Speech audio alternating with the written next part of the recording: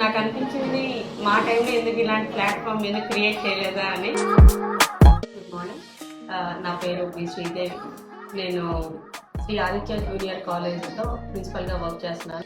ఈ భారత్ ISCHS అనే platform చాలా బాగా నచ్చింది. పిల్లలకి అయితే చాలా హ్యాపీ ఫీల్ అయ్యారు.